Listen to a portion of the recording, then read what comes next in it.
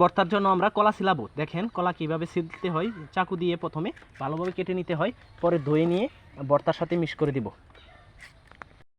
দেখছেন দর্শক, কলা কাটতেছে, সব একসাথে মিশানো হচ্ছে, পরে শেষা মারবে, সব এক লগে হয়ে যাবে। এখন ধুয়ে নিয়ে একসাথে আমরা সবকিছু ধুয়ে নিচ্ছি। তো মুখে জিভে জল এসে গেছে।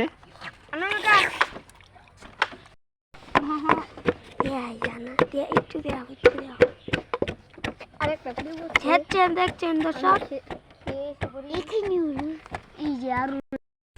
গায়েস আমাদের ভর্তা কমপ্লিট হলো, এখন আমরা খাবো। তো আপনারা সাথেই থাকেন, আর দেখতে থাকেন, জিভে জল এসে যাবে।